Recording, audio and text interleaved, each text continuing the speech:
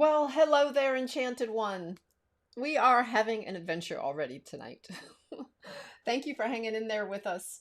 Um, she's back.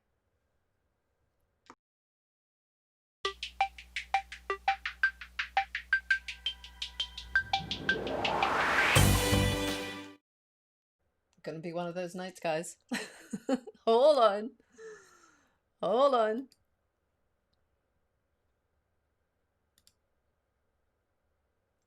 She's back.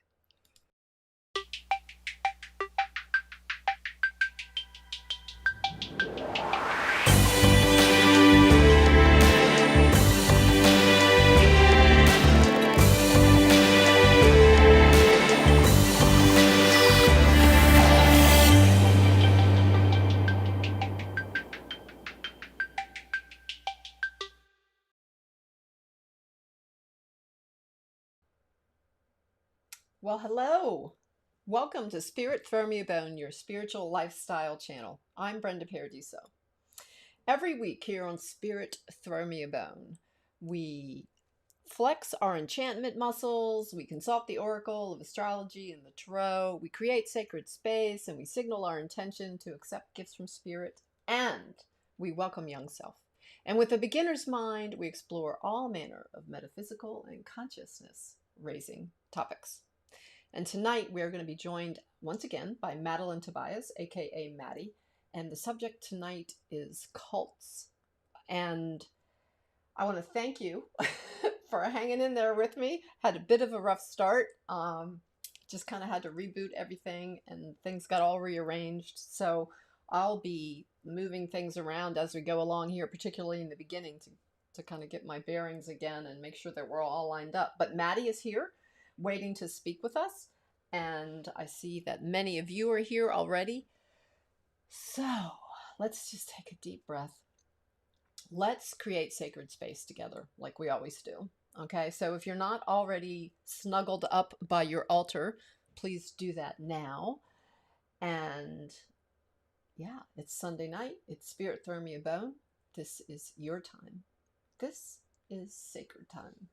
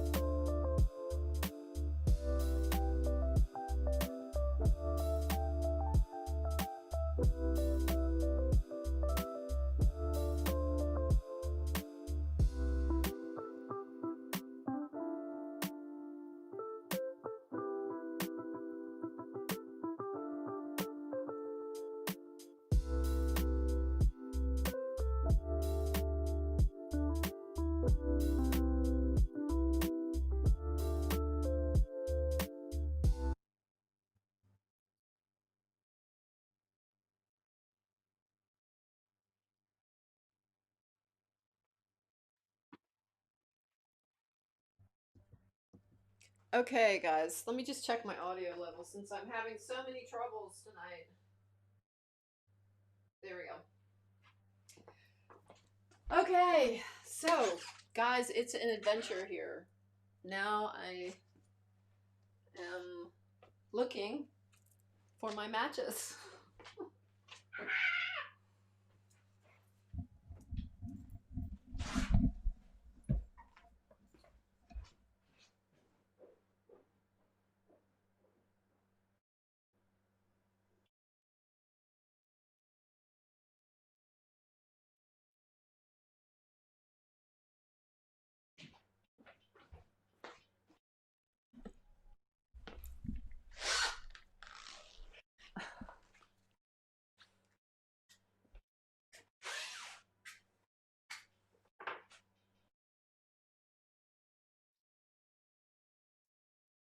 Woo!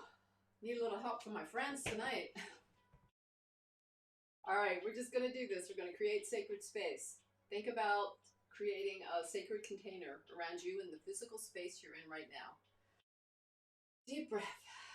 We're going to call the directions. By the air that is her breath, welcome east.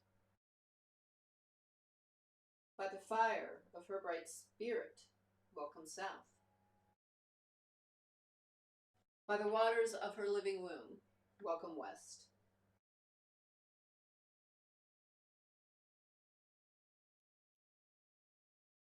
And by the earth that is her body,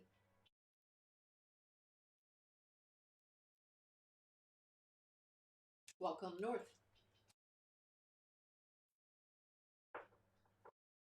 As above, so below. We are in sacred space.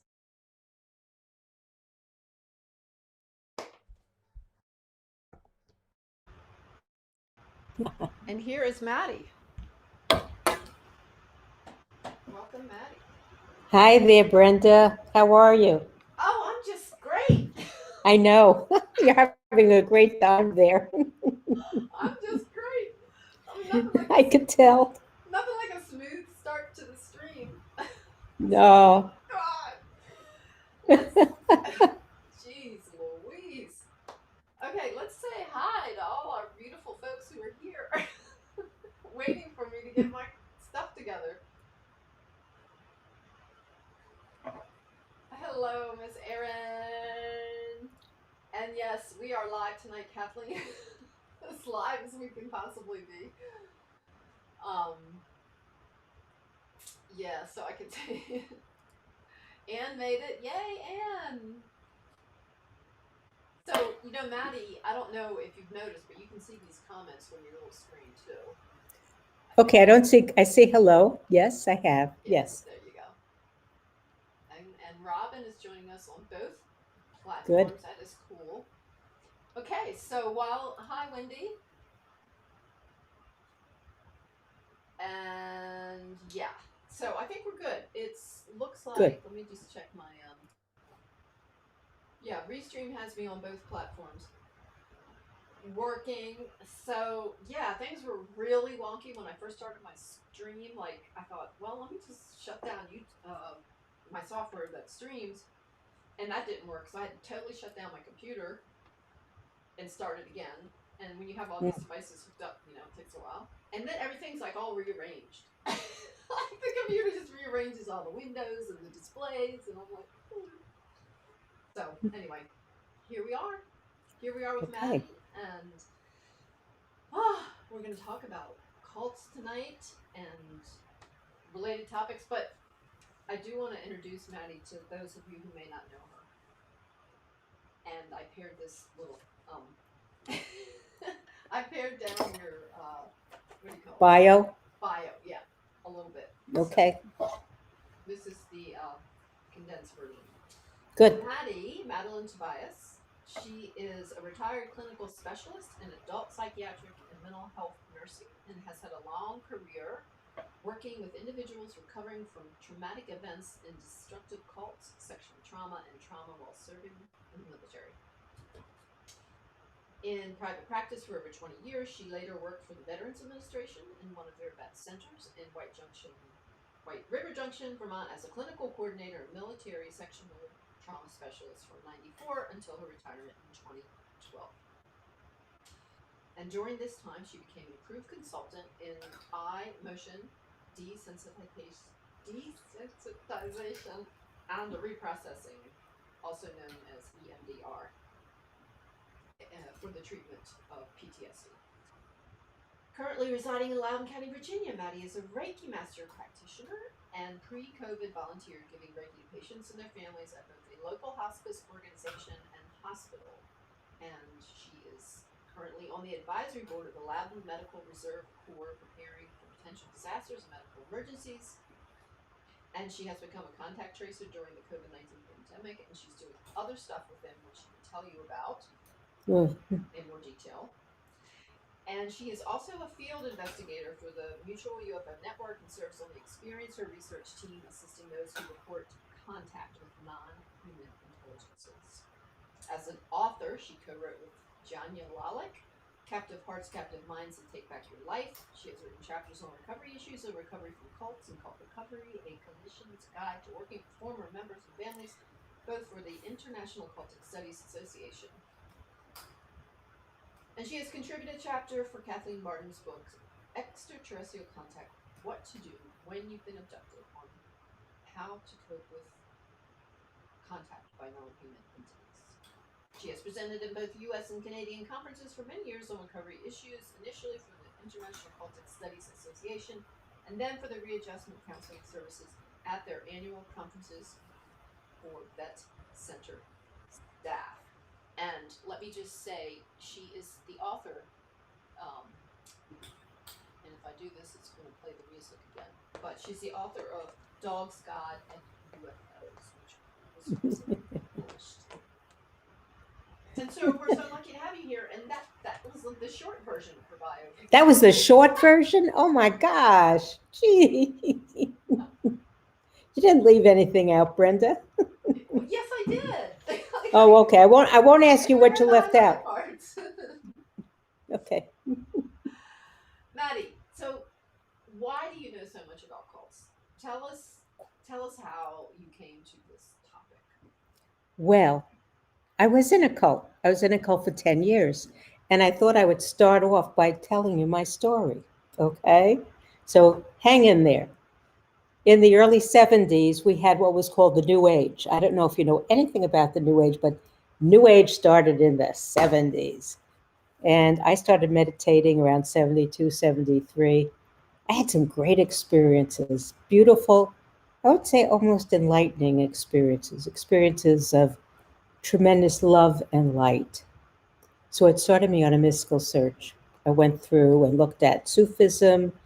I looked at Jewish, Christian, Hindu, Buddhist, you name it. I explored all types of mysticism. I was looking for God. And at the same time, I started working at the Red Cross in Farmington, Connecticut. And there I met this social worker who was a really neat guy. And he was very, very, I would say, spiritual. He was a social worker and he was a great hypnotist, and he helped me lose weight. He hypnotized me. And for the 10 years that I knew him, I stayed within 5 pounds of my goal weight.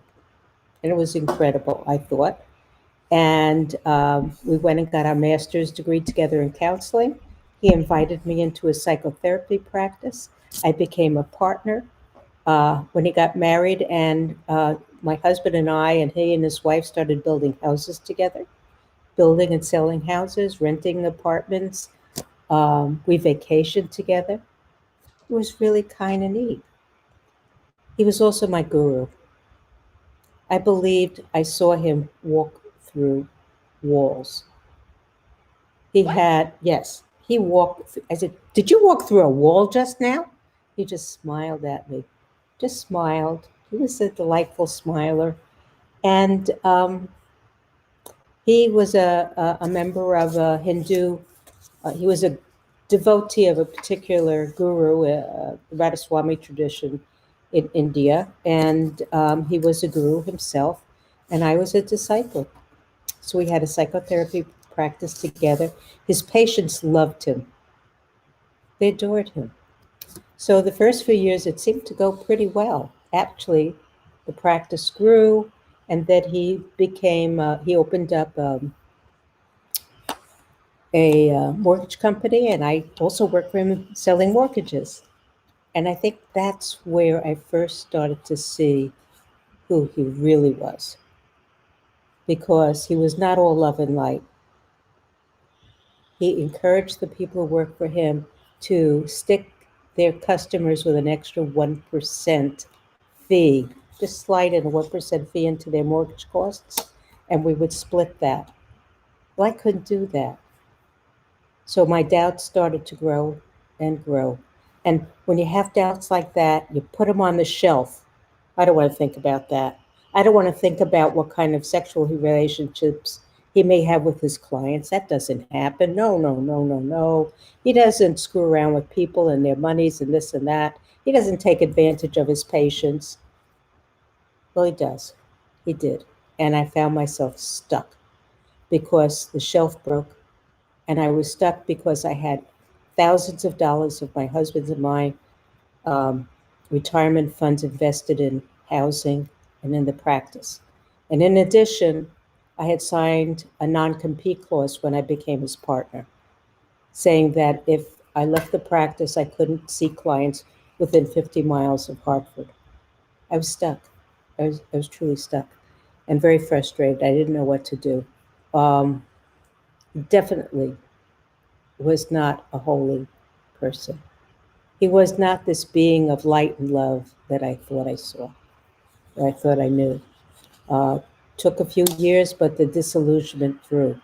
Thankfully, he moved out. He wanted to go to Florida. So he left the practice and me, and which was wonderful. In the meantime, taking every dime he had out of our bank account. And he left for Florida without his girlfriend. And it was only then that I found out that he was sexually abusing his girlfriend's daughters. Yeah, right. And I think he flew to Florida to flee the police. And that was the end of the cult experience. And to tell you, I was horrified, disillusioned, angry. I had spent 10 years of my life devoted to working with this man in our practice, um, spending hours away from my family, losing lots of money. I ended up suing him and I got some of the money back. But it was a horrible 10 years. I finally found help through the Cult Awareness Network. I wondered if I didn't know I was in a cult. No one knows that they're in a cult. No one knows what a cult is. How This did you was, figure it out that it was a cult? well, I saw an ad for the local chapter of the Cult Awareness Network. Well, maybe I was in a cult. So I went to that meeting. And from there, I found a social worker in New Jersey, and I arranged to have myself interviewed by her, evaluated by her to see if I was in a cult. And she heard my story and she says, "Yep, you're in a psychotherapy cult." So let me read to you the definition of a Yeah. cult. All right? What is it? What is a cult? This, by the way, is in this book as well. Because I have a whole chapter, whoops, I have a whole chapter in this book about how I got into a cult, what happened during that time, and how did I get out, and how did I heal from that? Because that was very traumatic. And this is the definition: a cult is a group or movement exhibiting a great or excessive devotion or dedication to some person, idea, or thing, and employing unethically manipulative techniques of persuasion and control, such as, listen to this, um, use of special methods to heighten suggestibility and subservience, such as hypnosis. Got to be careful who hypnotizes you. Powerful group pressures, information management. This is really important. They'll tell you what to listen to, what not to listen to. They'll tell you what news to listen to. They'll tell you what news not to listen to. They'll provide reading materials or information that is totally for your viewing and your information, that serves the cult or serves the group. There's a suspension of individuality or critical judgment. promotion of total dependency on the group, and fear of leaving it. I believed if I left him, I would lose any chance of knowing God. I would lose my spirituality. So all this is designed to advance the goals of the group's leaders or to the detriment of the family, the community, or society. That comes from the Cult Awareness Network. That's the definition. So I started to heal because I started going to therapy, to the right therapists who understood what happened to me. And I became very involved in the anti-cult movement. First to the Cult Awareness Network, which was sued by the Church of Scientology, went out of business. Um, say no more about them. And the International Cultic Studies Association became the arm for therapists, mental health workers, families, and people who are in cults as a resource. And through them, I found my power. I started public speaking, telling my story. I started doing research. I wrote books. I talked at their conferences throughout Canada and the United States. I went on Sally Jesse Raphael. I went on, oh my God, I'm going to forget her name right now. On Oprah. Oprah Winfrey. I was invited on to Oprah Winfrey when I wrote my first book. So I felt sure I was going to be a millionaire from my books. Well, as it turned out, the day the show was supposed to air, O.J. Simpson did his Bronco ride down Santa Monica Boulevard, and the show was preempted, so it never went on during the day. So I didn't become a millionaire or bestseller, and I had to find a job when I moved up to Vermont. That's where I got involved in the Veterans Administration at the end of cult days. So there I am. Okay. So, All all right. right. So Well, ask your questions. let me just. The audio's okay now, right, guys? I know my audio was off, not working so good. Well, it might have been because the mic was back there. um, so it should be okay now. If it's not, let me know. Yeah. So, Aaron says, your story is so compelling, Maddie. You're incredible with all you have accomplished. Well, yes, Well, indeed. thank you very much, Aaron. Let me tell you, those were some painful years. Those, Ugh. and I wrote about them. I had to write about them. My story was so complex and so up and down, that I had to write my story just to make sense out of my life. And the cult years were, and after the cult was 10, and then another 5 or 6 years of intense ups and downs. And I had to learn a lot about myself and the world. And I had to come to terms with my spirituality, which I didn't. I couldn't. I converted to Catholicism. I thought I'd give it a year and see how it went. And then I unconverted to Catholicism when all the lawsuits in 2006, I believe it was, the pedophilia stuff came out. I said, I'm out. That was it. And that was the end of any kind of formal religion, which is big because I was brought up Jewish. Mhm. Not terribly religious, but I was Jewish. So to convert to Catholicism was a big thing. And I'm not going to get into why I converted. That you could read about in the book. That was something else. But it was a very beautiful experience I had with Jesus. So I'll leave it at that for now. Okay. So went to work at the VA, worked with vets, dropped religion, and did that for 18 years, and then retired to Virginia. Aha. And then awakening. So go ahead, Brenda, ask me Well, questions. okay. So I was a little bit distracted when you first started telling the. I mean, I've read the book and I know the story, but Yeah. when you were first talking about when you first met the gentleman who was the leader of the psychotherapy cult, Hmm. if you want to call him a gentleman, No, he's not a gentleman, not at all. right. So, I can't use the right words to right. describe him on the air. Okay. All right. So, this individual. Yeah, So, did you explain how it was that you feel like you first got hooked? it was gradual. Well, It- you talked about hypnosis. Did you talk yes, about the I hypnosis? didn't. I didn't talk about all of it. All I said it just now was that the 10 years that I knew him, I never gained the weight back. I was perfectly in control of my diet as he was in perfect control of my brain. Right. Uh, And okay. What I didn't know yeah. and couldn't remember because I was in a very deep trance state was that he put in all kinds of suggestions. Now, this was at the beginning of our relationship, Hmm. in that very first year. I didn't know that he made suggestions about who he was and the power he has. And he also put in post hypnotic suggestions so that he could control me emotionally. I used to say afterwards, this guy could play my emotions like a piano. Well, it was true. I could be sad one moment, happy another moment, anxious the next. If I displeased him, I got punished. And the way I got punished was he ignored me or wouldn't talk to me. That doesn't may not sound like very much, but when you work with someone and you work for that person, you depend upon his feedback and you depend upon his assistance. And if I said or did anything that he didn't like, well, I got the cold shoulder. But more than that, he was able to. I, I'll give you an example. We went to school together and we were sitting in class, and class was marriage and family counseling, which we took together. And the professor asked the group a question, and I raised my hand to answer the question because I knew the answer. And I opened my mouth, and there were no thoughts in my brain. My brain went totally blank.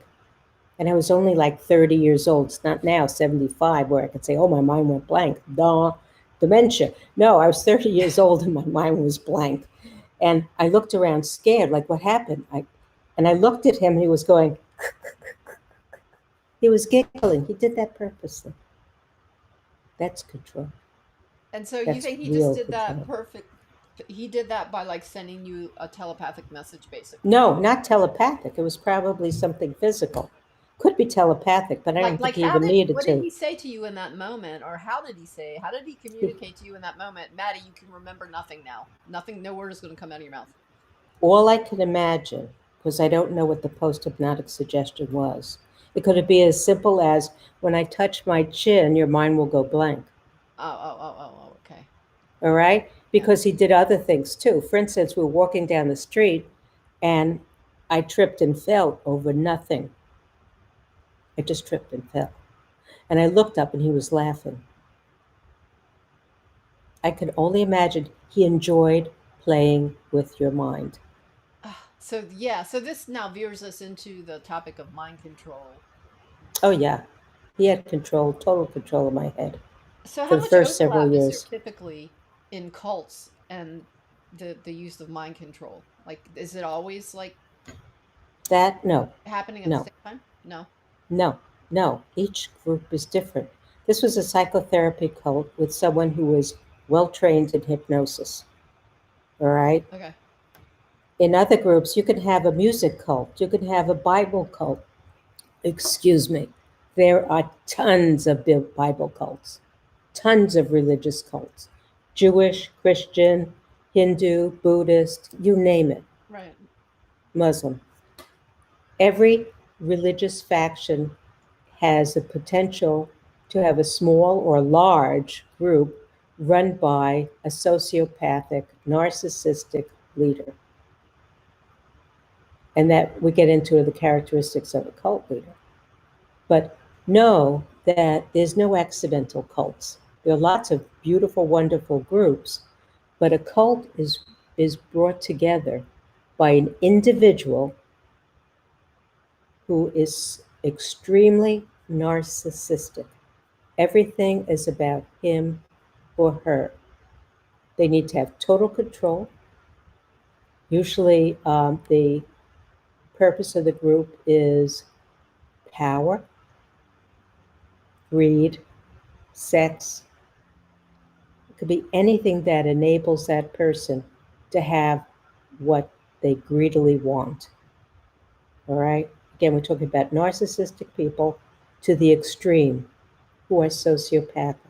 Sociopathic meaning they do things that run against the common law, such as abuse of sex and of people under their command.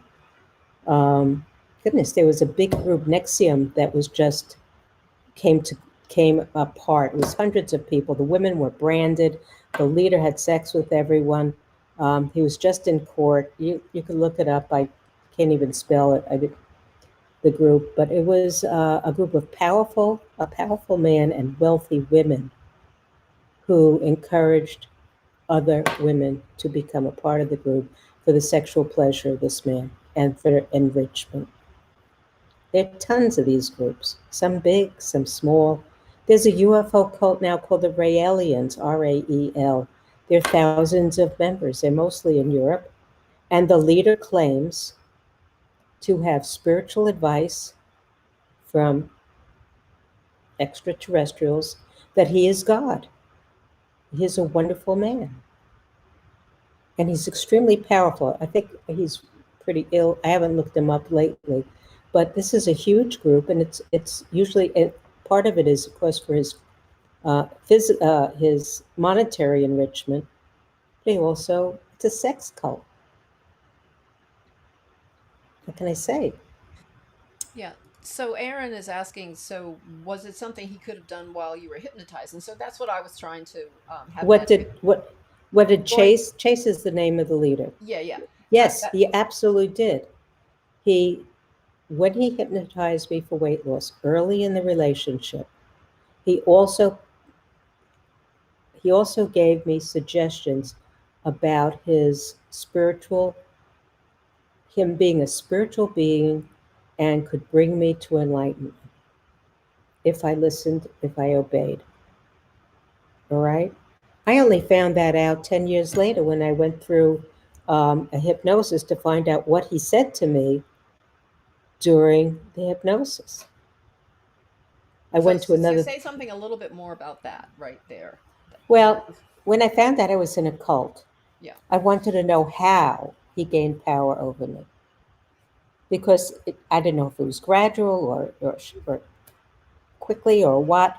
All I know is one moment I was fixing him up with girlfriends, and the next moment I was totally under his control. I was married, I had two small children. And when I went to a psychotherapist recommended by the social worker who diagnosed me as being in a cult, um, he put me under hypnosis and went back to that time. And that's when I realized I don't know what Chase told me or ordered me to, but I know he touched my breasts, which was like, what? I came out of trance immediately. So God knows what else he did. All I knew is that I was enthralled under his power. Now, not every cult hypnotizes you. You don't have to be hypnotized. Yeah. All you Okay. have to do is be brainwashed by lots of stupid news or lectures, one lecture after another. You could have sleep deprivation. You could be in a group with tremendous fans of this person, male or female. You get caught up in the moment. You could be shouting together. You could be praying together. You could be singing together. Um, or you just get enthralled by this person because you believe this person has something you want or need. And that's the thing. There's a cult for everyone. If you have a desire, if you have a hope for something, whether it's to find your way to God, to spiritually grow, or you want to become a better dancer, or you want to become involved in a group that's going to change the world or change religion, you will find someone or something that has something to offer you. It could be, now, I know many people who are really wonderful psychics, who are honest, trustworthy, and do their best to be helpful. However, there's also charlatans, and there's charlatans in every single field, no matter what. Right. Okay? So it's up to you to be able to differentiate what is good advice and what is lousy advice so that you don't get taken.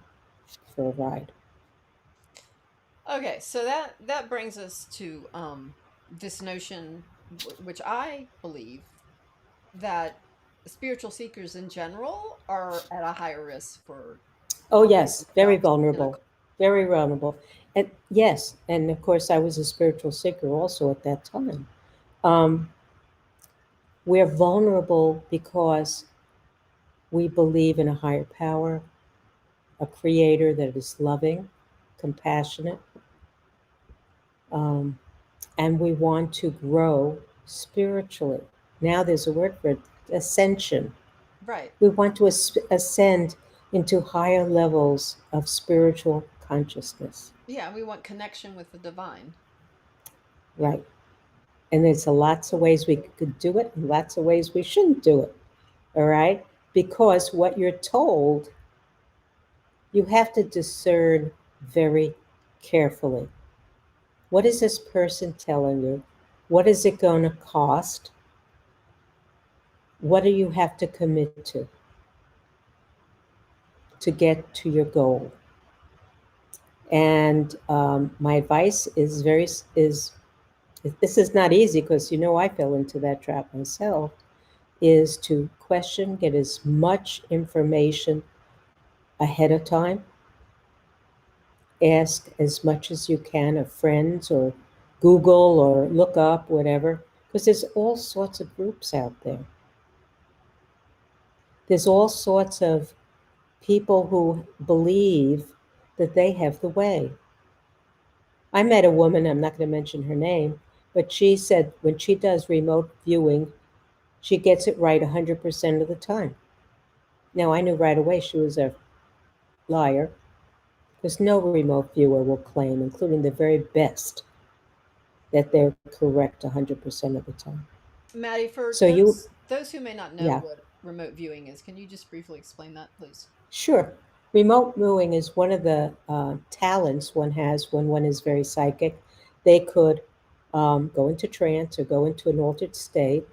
And let's say, okay, I have a friend who does remote viewing.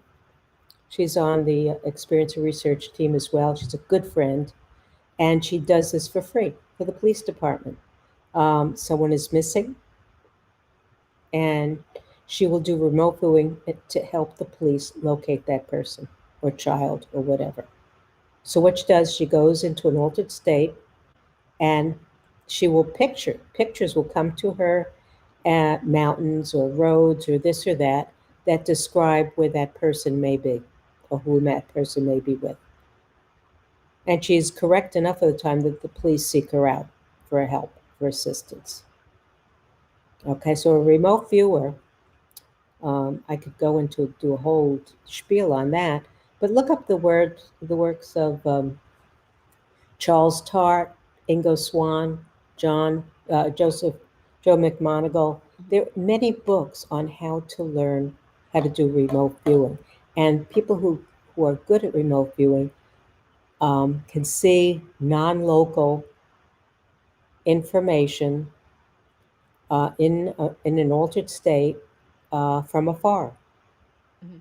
Um, they can go into the past, they can go into the future, they can go into space. Now, sometimes they're correct and sometimes they're not. Right. But in the 70s, I read those books and I started remote viewing. And um, I wanted to find out where Chase was. This is in the beginning of our relationship. And so I said, "Oh, where is he now?" So I went into a trance and I saw him in the backyard of his house with a woman. I said, "Oh," and I looked and I described it to myself. And the next day at work, I said to him, "Wow, I saw you. I did some remote viewing and I saw you in the house." And he said, "Don't you ever do that again." I guess I was right. I also, before that, um, I was going to see where my mother was. So I went into trance and um, I saw her at Lenox Hill Hospital with her sister, and they were visiting someone in the hospital. And I noted what they were wearing, and I called my mother up and I said, Well, when you blah blah blah, were you at Lenox Hill with Mimi, and were you wearing blah blah blah blah blah? She was horrified, horrified. So you know what? Between the two of them, I never did it again because it didn't have a good effect on anybody when because I wanted to find out if I was right or not. Well, maybe if you'd asked permission. Well, yes, Yeah. Although yes, I don't think I'd have yes. been inclined to ask Chase permission. It didn't occur to me that he'd be bothered. I don't Yeah. know, Yeah. that, you But but you're right, it was an intrusion. But the thing is, I was doing these things in the 70s, and now I'm playing with them again. This year, as a matter of fact, I'm taking a course at the Monroe Institute, which is my favorite place for taking courses, all kinds of psychic courses. But anyway, you can look it up, the Monroe Institute. yeah, right. I've taken several courses there. So, yeah, so becoming more psychic, wanting to learn things, wanting to grow, wanting to find out who I am in the universe. We all want to do those things. Okay. And I'll give you a clue. The people who are truly great at what they do will come across in the same way as the con artists.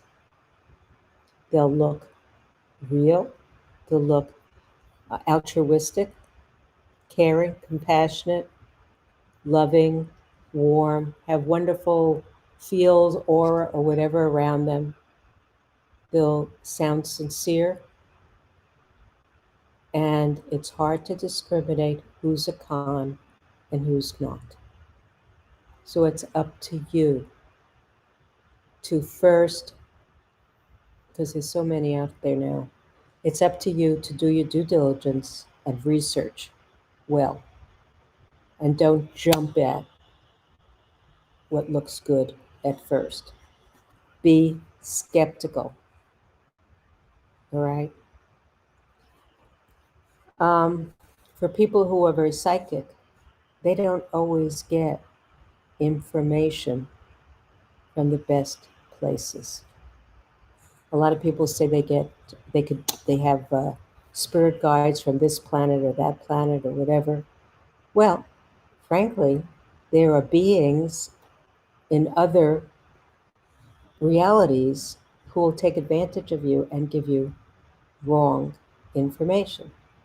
Okay, that's scary because I have my own contact with extraterrestrial species, several of them. Well, here's a great book. If you're interested, whoops, if you're interested in exploring different races, the Extraterrestrial Species Almanac just came out. It's sold on the MUFON website, Mutual UFO Network, as well as on Amazon. It describes 80 or so in detail different alien species. Wow. Yes, from all over the multiverse. Okay? You didn't know there were that many? You thought there was only a bunch of grays? No. Uh-uh. And what I like about the book is most of the book has to do with the good ones. But they also talk about those that are not so good. And one of the things that I learned is on occasion, there are some who will deliberately, just that I had it for a minute, will deliberately make you believe you're in touch with wonderful guides from the Pleiades, and they're really dragons, that Yeah, draconians. but they're imposters. They're imposters. Right. Yeah. I've read about different Yes, ways that you can like ask yes, to make yes, sure to verify that that's they right. are who they say they are.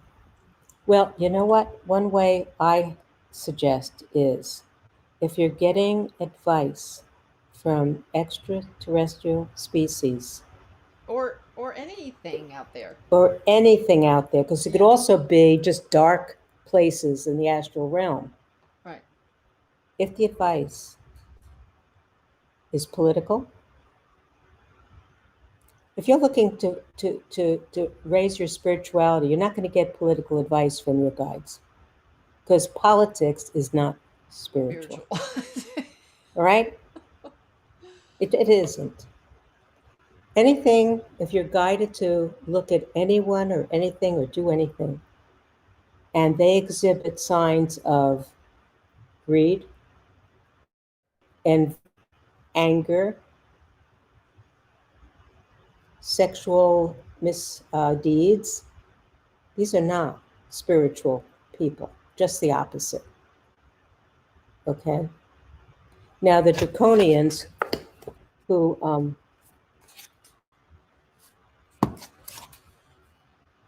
those of that side, they're not the cosmic law of one. We're all related. We're all connected. And to grow spiritually, we grow in compassion and love, empathy, giving. That's the law of one. We're all one together. All of us are important. Doesn't matter what your color or race, size, country, whatever, political party. We are all one, and our duty is to love one another and help each other.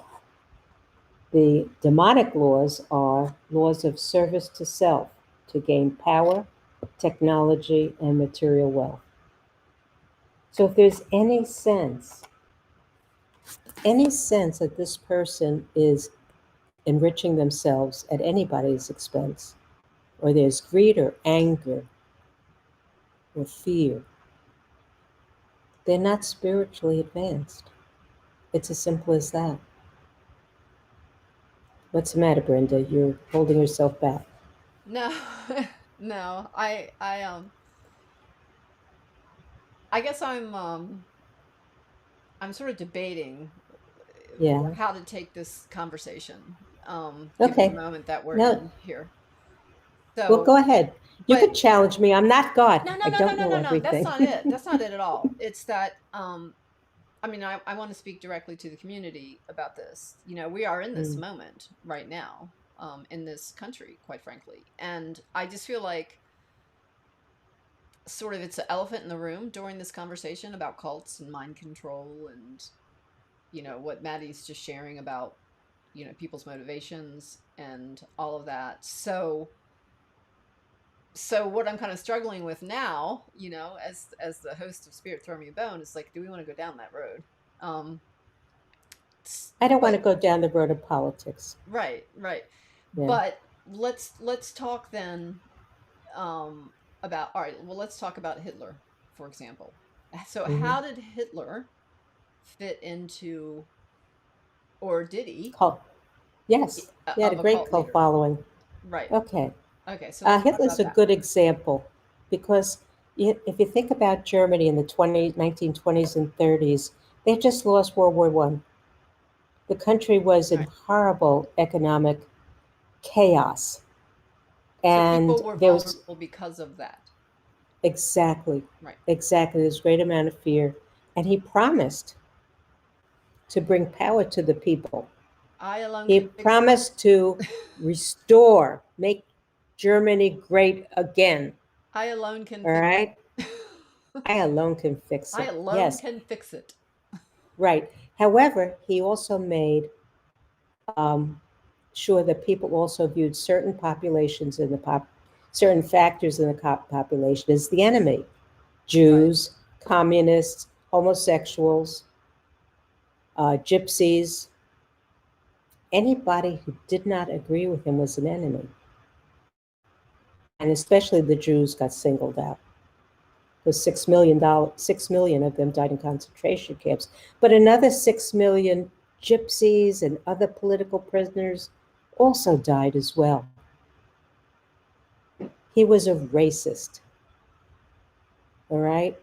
But he captured the imagination of the people, and he had enough of the population behind him to take control. And if you ever watch any pictures of him speaking, he fires up the crowd. And that's one way of of changing minds and of persuasion, the crowd. So that's why I like to stay out of talking about politics, because people are so attached to certain things that they have a hard time seeing the reality of what they're going for. All Mm-hmm. right, Brenda? And it's the same thing with cults. So let me tell you, I like this discussion. Let me go away from politics. I'm going to tell you about um, who leads a cult. What kind of person leads a cult? Yeah, tell us. First of all, the charismatic. Do you know what charismatic means? Charisma. It's a Christ like energy of being wonderful. We could talk about a Gandhi as being charismatic. Mm-hmm. There's been some great leaders who were wonderful human beings who had this ability to bring people together. Gandhi was one, Martin Luther King was one. We could name many, many, many in history. All right. Mm-hmm. So, not everybody loved Martin Luther King. Not everybody loved Gandhi. So, charisma attracts either a small amount of people or a large group of people, but there's an attraction. But let's take a look at a cult leader, okay? Because I wanted to know, how did this happen to me? What were these people? Who were these narcissistic, controlling persons? So I looked it up. I looked, uh, Dr. Robert Hare describes the characteristics of psychopaths in his book, Without Conscience, The Disturbing World of the Psychopaths. So bear with me. Nowadays, we don't say they're psychopaths, we say they're malignant narcissists. It's in a continuum. Right? These people are not crazy. When we say psychopaths, in general, cult leaders. So some could be delusional. There have been those too. So anyway, there's a glibness or superficial charm. They exude self-confidence. They're persuasive, they're entertaining, and they're charming. How's that for number one? Number two, they're manipulative and cunning. They know how to get their way, and they do not recognize the rights of others. There's only one person whose rights they recognize, and that's their own. These people are very wounded inside. They are very fragile inside, and they make up for it by being extremely controlling externally. They have a grandiose sense of self. I'm the best. I deserve adulation. Um, I'm the best at anything. There's no one as good as me. There's no one been better at me at this, that, or the other thing. Next is pathological lying. They can't tell the truth. They can't be consistently truthful in either a major way or a minor issue. The only truth they have is what will best meet their own needs. They lack remorse or shame. They don't. They have no empathy. They see others around them as targets and objects, opportunities, not as people. Um, they need stimulation. They do not like to be bored. They have a callousness and a lack of empathy. They'll make fun of people they don't like. They'll call people names. They'll put people down if they don't like them. They use their people skills to exploit, abuse, and wield power. All right? There's no caring there. There's no love. They have poor behavioral controls. They're impulsive. Um, they're irresponsible and unreliable. They don't accept blame for anything. Mm-hmm. It is never their fault. It is always someone else's fault. They're promiscuous. Uh, Marital fidelity is rare in their life. And they have a parasitic lifestyle. They live off other people. So this is the So that, profile, the psychological profile of a typical cult leader? correct, Okay. correct. There are some cult leaders who are truly psychologically disturbed. I won't say that there aren't, but most of them are not psychotic. Right. They have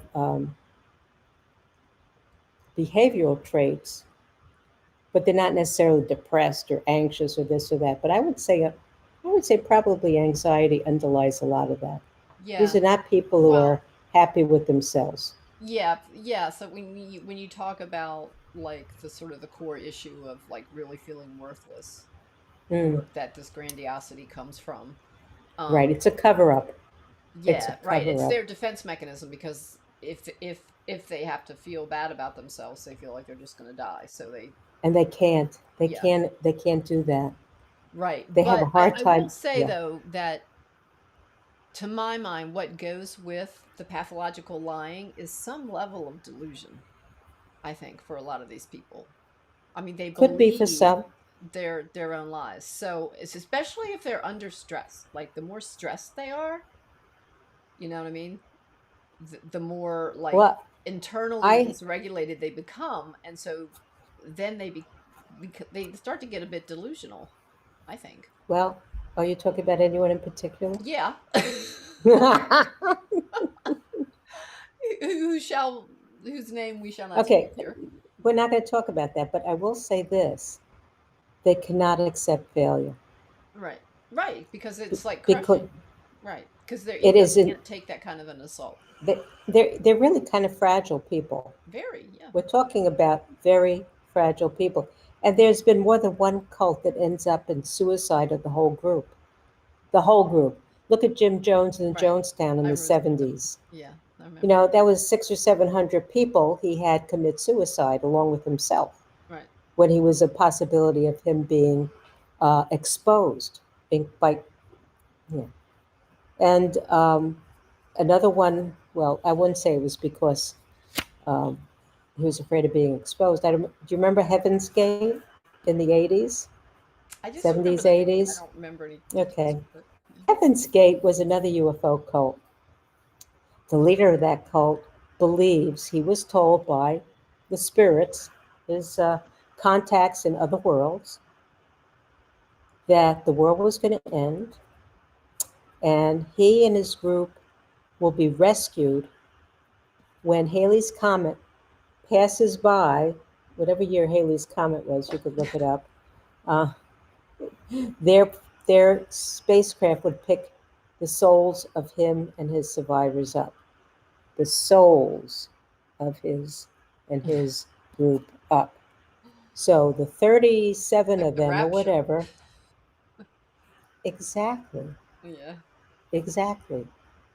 Now he was told by his spirit guides that this would happen, and they all got dressed in the same clothes with the same Nike sneakers, um, and they put plastic bags over their heads, took poison, and killed themselves. So their souls would be brought up on the ship, or their bodies would be brought up on the ship. God knows, brought back to life, and they would survive. All right. Now, prior to that, a few years before that, he had all the men castrate themselves because that was a group that was not going to have any sex. Go figure that out. Okay. So, Well, on that note, Maddie.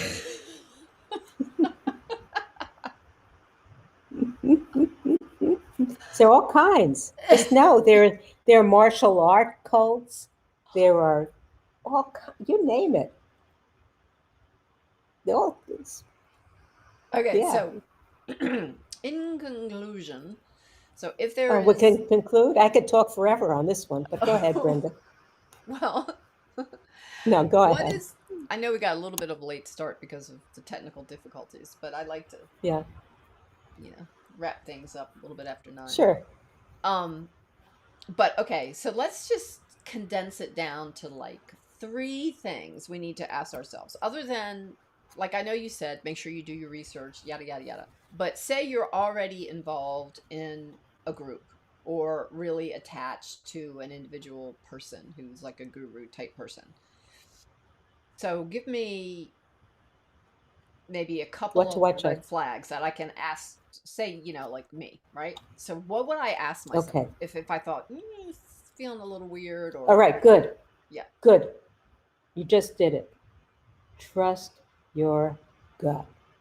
Mm, If you're given advice that feels even a little bit off, back away. Back away.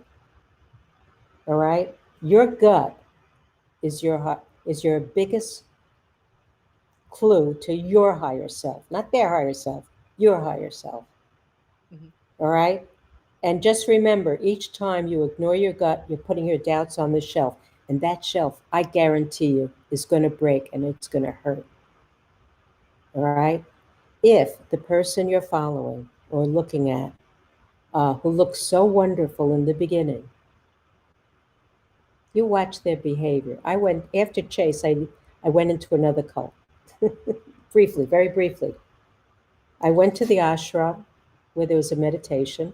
This was the group that he said he belonged to, but he didn't.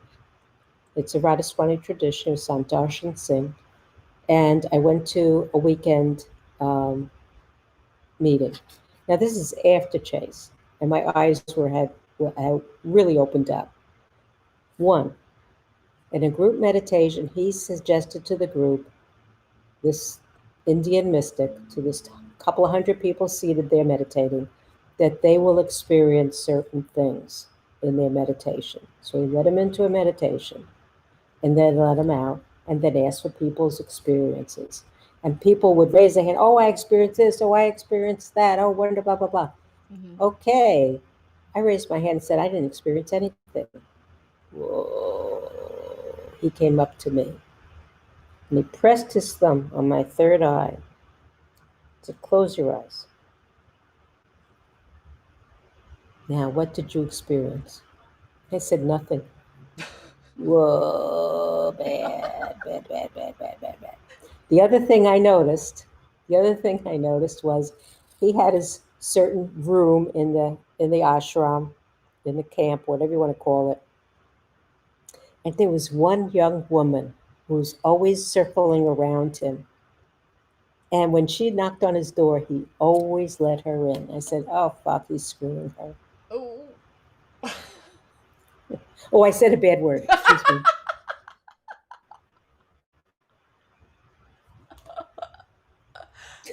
I didn't hear it. What's that? I didn't hear it. Okay, so I knew right away he was just as much a phony as the other one was. And I stopped looking for another guru. You know that So that's those are the kinds of things. Yeah, but that's interesting when you're talking about the experience of like being in a group where like you go into a meditation, or like take past life regression for example, right?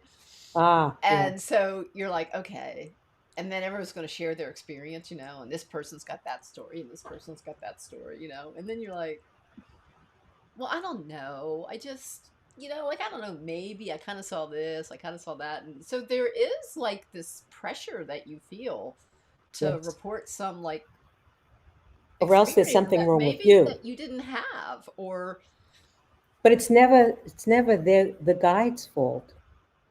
There's something wrong with you that you blocked it. All right, right? You didn't trust enough. you're too controlling. You're too You're a contr control freak. mm, Yeah. Well, that's me. yes. I Well, now we always could feel talk like I'm about too that. controlling to, really be. Um, we'll talk about that some other time, okay?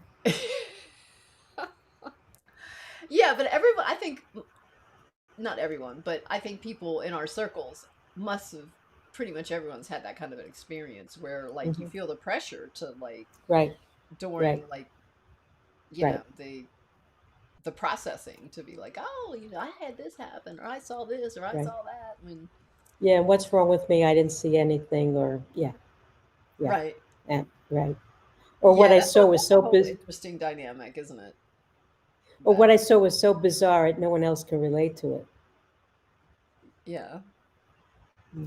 Okay, and then you're not affirmed, or what's wrong with you?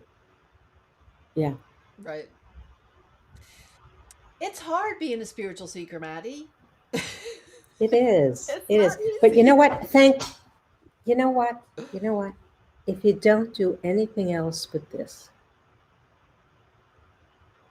know that we're all one, all of us, the positive, we're all one being. Consciousness extends through the universe, through creation.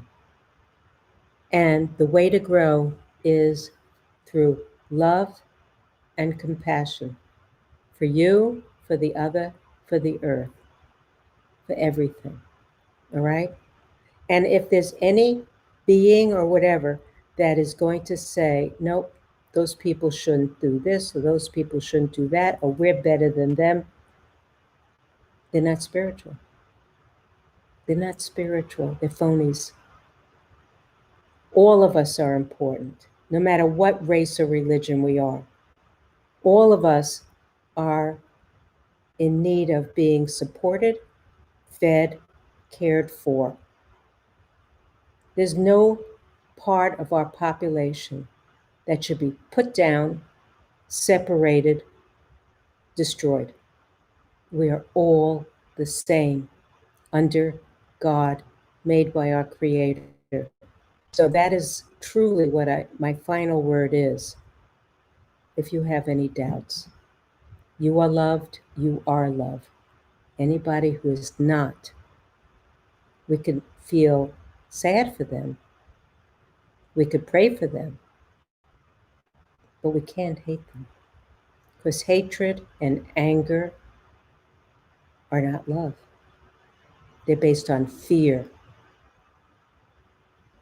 And scarcity. And love is the opposite of fear. All right, How's Miss that, Brenda? Maddie. I want to I'm a. apologize Ooh, for the rough start that we had. that's all right. And also to my viewers for that craziness in the beginning, but I think we recovered, right? Okay. Oh, yeah. Yeah, yeah, Yeah. yeah, yeah.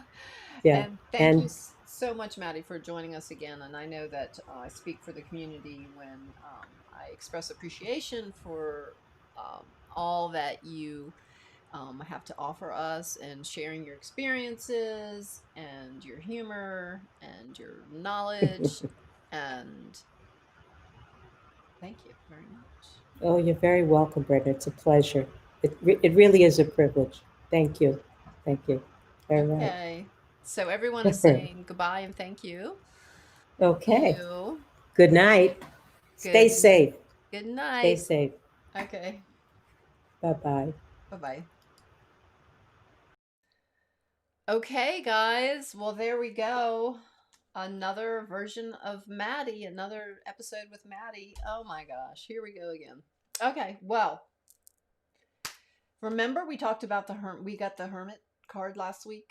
Okay, and this card is going to bring us through to the full moon. Well, I think that the hermit is apropos for our discussion tonight, right?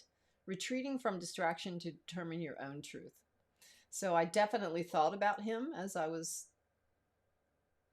anticipating Maddie coming on with us tonight. And so I hope, like you, that you found some inspiration with her words and her story.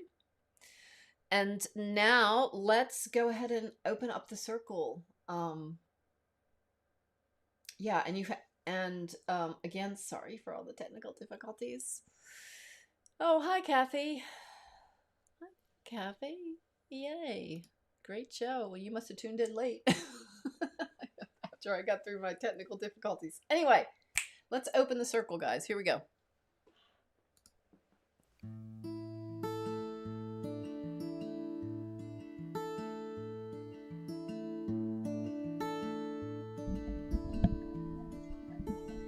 Well, here we go around again and back we come.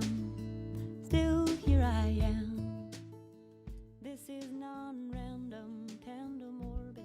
Okay, so when we created the circle, we were going clockwise and calling starting in the east. And when we release and open the circle, we go the opposite direction. We call it widdershins. So we're going to start in the north. I am your friend. By the earth that is her body. Thank you, Earth. Are to me, your most precious stellar By the waters of her living womb, thank you, West. By the fire of her bright spirit, thank you, South. Everywhere you go, And by the air that is her breath, thank you, East. everywhere you go, I'm right here. As above, so below, Case you need circle to know is if I open. was here, I'm right here with you. We're like the stars in the sky. They are made of light, and just like you and I, they are closely So, tied. thank We're you of the again, same folks. constellation. Make sure that I hope that you join us next week. Same sacred time, same sacred channel. Have a great, wonderful week. Remember to stay connected and grounded and hold the light for all of us as we enter what may be a bit of a tumultuous week. Remember Maddie's words of wisdom that we're all connected and to hold the love and the space for that connection for everyone. So, until we meet again, be well, be true, be sacred, be you. From our medicine heart. I just wanna thank you for doing your part. I promise you that I'll always do mine.